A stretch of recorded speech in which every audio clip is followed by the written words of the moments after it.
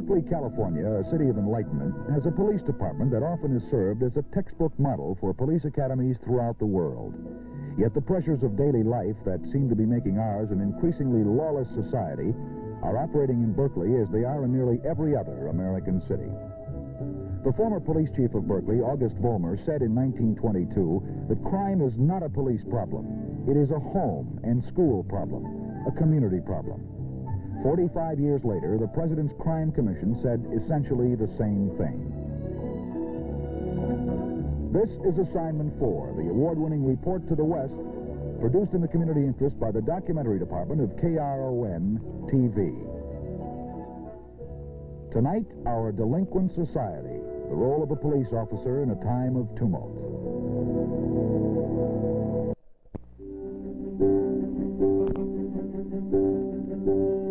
The Berkeley Police Department has had an impact far beyond its size. It has fewer than 200 men. That compares with 28,000 for New York, 5,600 for Los Angeles, 900 for Oakland. Officer Roy Medrow is 25, a native of Los Angeles, where his mother was a policewoman. He graduated from the University of California in Berkeley. From childhood, he learned that police work is public service, and he never wanted any other career. The Berkeley police were the first to recruit college men into the department. As early as 1916, they hired a full-time criminologist. The department has never been afraid to innovate, to pioneer. And this is worth noting, since police departments are by nature one of the most conservative segments of our society. KRON's cameras recently spent a week on patrol in Berkeley with Officer Medrow. The week's routine was much like one that might be found by a police officer in any Bay Area community. Not every call comes over the police radio. A robbery victim may hail a cruising patrol car with the first report of a crime. In this case, a gas station attendant reported that 6 youngsters fled from the stolen car after it bumped a traffic signal pillar. In this case, it was another hot call, so to speak, because we have the responsibles leaving the car and running down the street. So we would have 2 roles there. Most of our hot cars are recovered abandoned without anyone in them. And in that case, there's only the processing role of notifying the owner and processing the car for physical evidence. The remedies these steps are very simple, and they've been shouted to the public from every media for as long as I can recall. The only problem is getting people to do them and people to listen to us. Your car, it's very simple. Park it in a lighted area if you can, and wherever you park it, lock the ignition and lock the doors. Leave attractive packages or anything that might attract a thief out of sight, under the seat or in the trunk of the car, so you won't attract him to breaking into your car. Many of the cars that we recover that are stolen, quite frequently you'll find that they have not been reported stolen. This because the responsible persons have taken it within the last hour or two, and the victim hasn't even noticed it missing.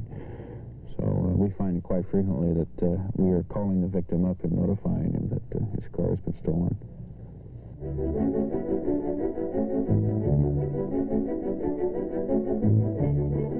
Berkeley is becoming more urban. The old brown shingled houses that used to be a fixture are giving way to the motel-type apartment houses as the area near the campus becomes more congested. Everyone tends to move more often.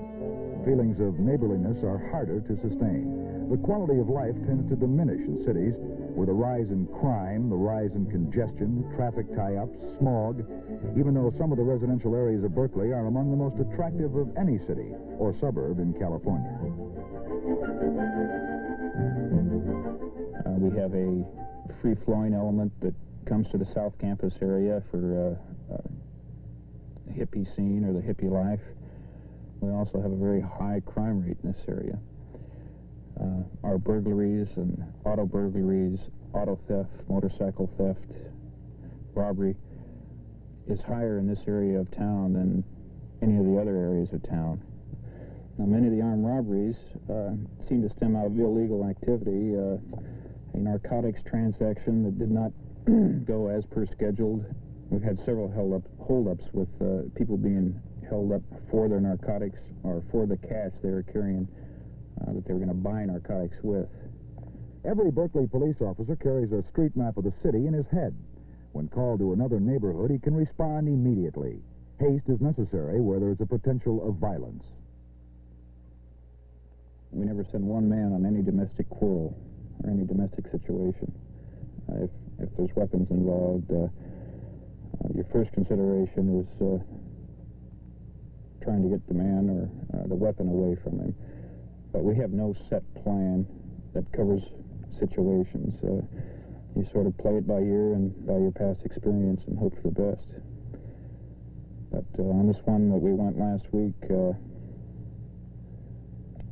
there was some thought as to bringing a shotgun down to the scene, waiting for the shotgun, and the decision was reached that we didn't have the luxury of time in that case, that we had to move on it right away, and so we moved without a shotgun.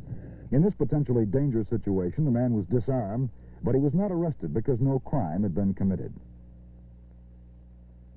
There are times when the officer on patrol can drive around his beat for long periods without hearing a call on the police radio or seeing anything suspicious happening on the street. I don't have the statistics on it, but certain days of the week, certain times of the day, and even the weather conditions have a marked effect on crime. We find more cases reported or committed on the weekend, more criminal cases, than during the rest of the week. We have more activity at night generally with regard to hot criminal calls than the daytime. But there is always a backlog of cases in an officer's file that he can work on if his radio is silent for a long period.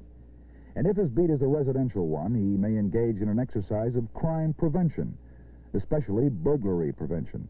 He makes periodic checks of the homes of vacationing families.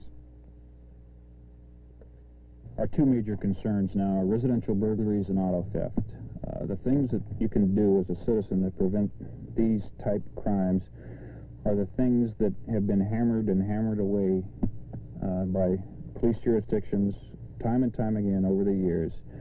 For the house, just a simple factor of shutting windows, locking them, shutting and locking the doors will deter many, many burglars, because there are burglars who work strictly on gaining entry into houses by non-forceful means.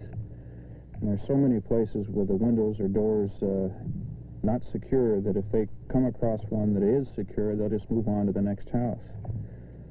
There's nothing in the world that will prevent a burglar from breaking into your house or your car if he really wants in, but so many of our auto thefts and burglaries are committed by amateurs and juveniles that a few basic steps might prevent many, many of these. Banks, liquor stores, gas stations are favorite targets of armed robbers. Policemen can't post a watch on every business establishment, but they do spot check them, especially banks, every day. In Berkeley, we have a policy of having a uniformed beat officer check the banks from time to time and go into the banks, say hello to the employees, and do this during normal banking operations, but not on any schedule. We try not to walk straight in flat. We try and get a pretty good look inside of what's going on in the bank before we actually come in the door. But that's like so many other police situations. You just can't predict what you're going to do or what can be done.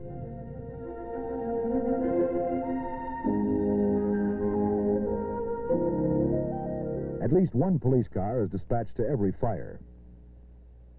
In Berkeley, the beat officer's responsibility is to protect the fire apparatus. Whenever they go out on a call, we have a second responsibility to supervise and redirect any traffic congestion or traffic problem that might be caused by the fire apparatus being spread out of the street. Those are normally our two functions. We also will provide ambulance service if there's someone injured. In the last 4 or 5 years, demonstrations on war and peace, free speech, racial issues, and other problems have increased police duties. A recent demonstration was prompted by the circumstances of the arrest of Black Panther Party leader Bobby Seale. We are not and cannot become involved in the real imagined or mythical causes that spring these demonstrations. Our only function, our only role is and should be just to protect people, protect property, enforce the law, and preserve the peace. However, the police role in demonstrations is a highly sensitive one, in which a single insensitive action or misunderstanding can escalate an orderly meeting into a dangerous inflammatory situation. There are conditions police must live with in every American city for the foreseeable future. You got it down? All of us got it down. These pigs are trying to... An abandoned auto at Carlton and Fulton Street. A patrolman's day starts with a meeting in the squad room. The men going on patrol are briefed by the sergeant on everything that's happened during the 16 hours they've been off shift. A food store on University reported found a child there. It's a WFJ, 1 to 2 years old, returned to the mother. Not too long ago, Berkeley was so quiet that even traffic mishaps appeared on the bulletin. Not anymore. Now the Police Communications Center is the hub of an ever-spiraling rate of activity. Population has increased, but the crime rate has increased even more. In the center, phone calls are received and evaluated, and patrol cars are dispatched. Berkeley's divided into quadrants, with University Avenue and Grove Street used as the lines of demarcation. These quadrants are further broken down into beats, each covered by a man in a patrol car. Check. 35, will you take quadrant 4 on the 211? 35, copy. Can I have a description? Both persons, male Negro, 20 years, 5 feet tall, both apparently wearing black jackets, one of them armed with a gun.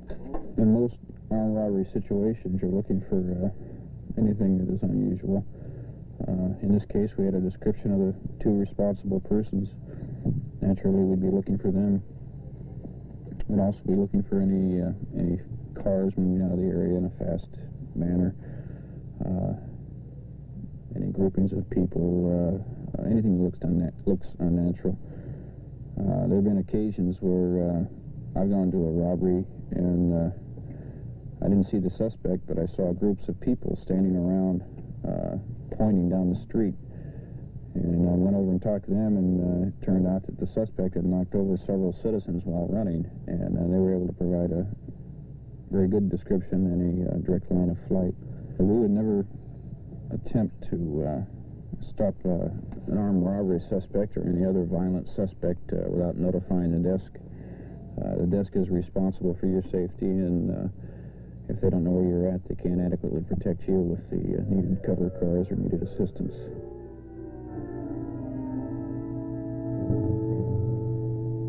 Had the getaway car not overturned, it may have taken much more time to solve this armed robbery, but the gun and the cash drawer from the grocery were recovered and searched for fingerprints, and witnesses came forward to identify the suspects.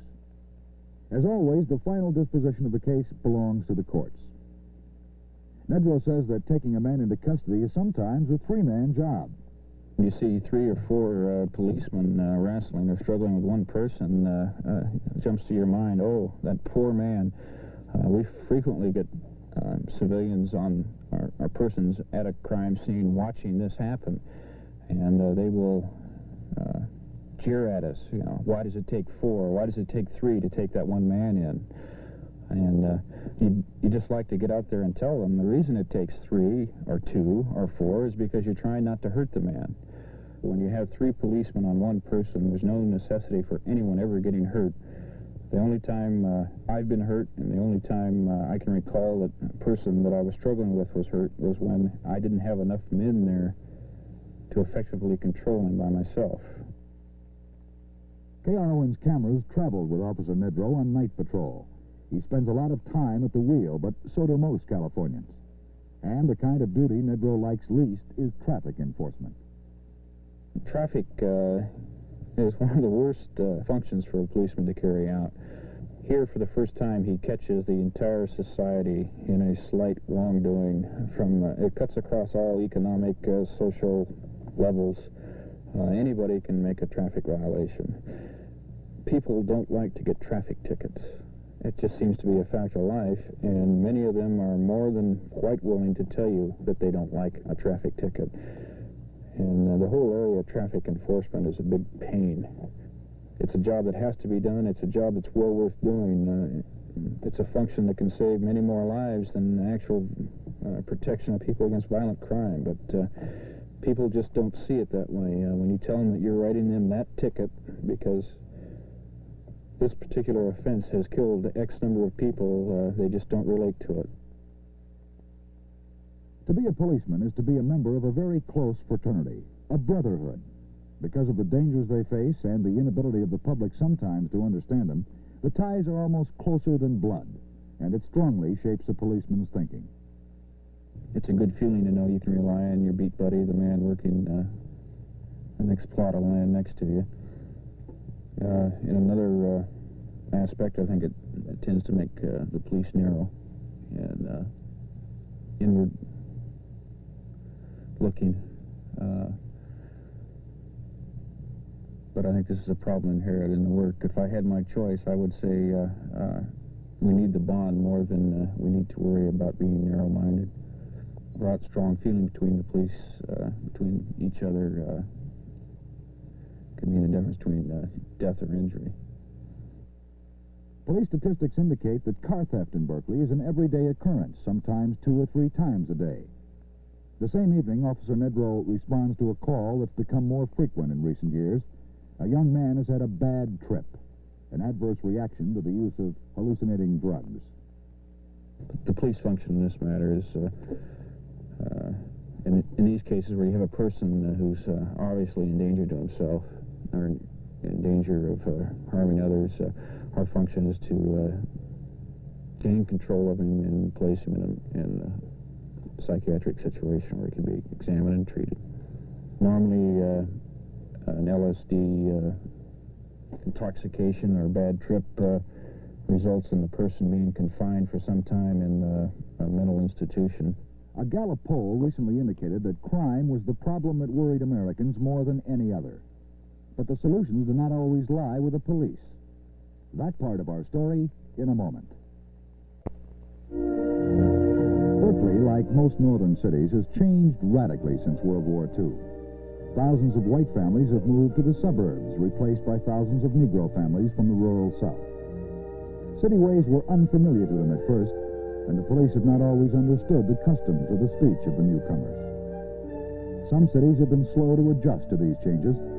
Reuben Greenberg, who has a degree in anthropology, is a human relations specialist for the city of Berkeley. He is a vital link between the black and white communities, and he sees part of his job as crime prevention. I would describe it as crime prevention in the sense that, of course, one of the main reasons of crime, particularly in the minority community, is lack of jobs, frustration due to discrimination in employment, discrimination in housing, exploitation in grocery stores, loan companies, pawn shops, and so forth, you see. I personally work with the Chamber of Commerce and California State Employment Service and others to increase the number of jobs in Berkeley, or to increase the minority group members' ability to get these jobs. Berkeley it isn't really an isolated community. It's part of the national community. And because of the social life, they're socializing and discussing things with people in other areas.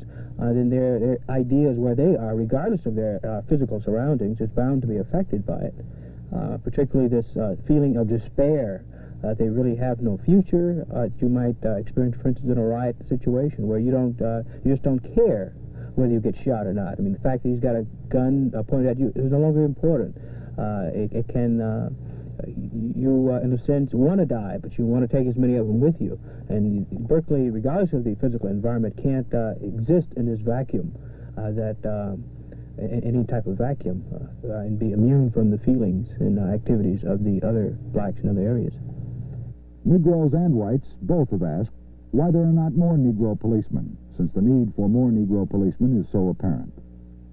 I would think at this particular time, particularly in the Bay Area, it'd be very difficult to get more minority group policemen, because police have a very, very bad image in the black community.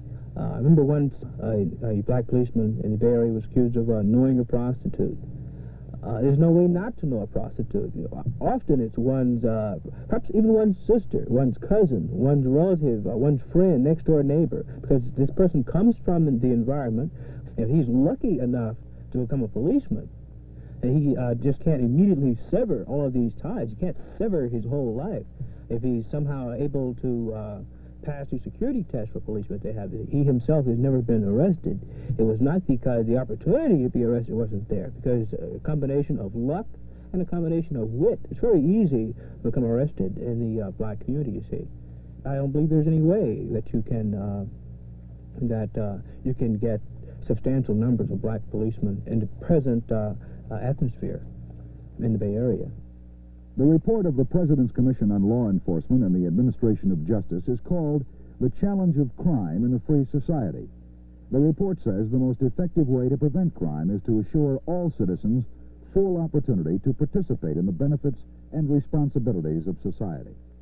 Those who have studied the riots in Watts and Detroit most closely have concluded that what spawned these uprisings was not hatred, but love of America and belief in her promise of equality and justice for all.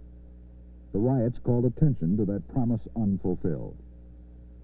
It is not the function or the duty of police to correct the inequities of society, but the policeman's job will become increasingly difficult until all Americans have a chance to participate in the American dream.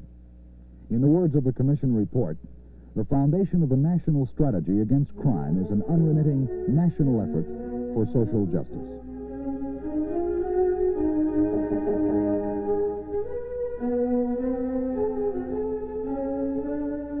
Assignment 4 is produced in the community interest by the documentary department of KRON-TV.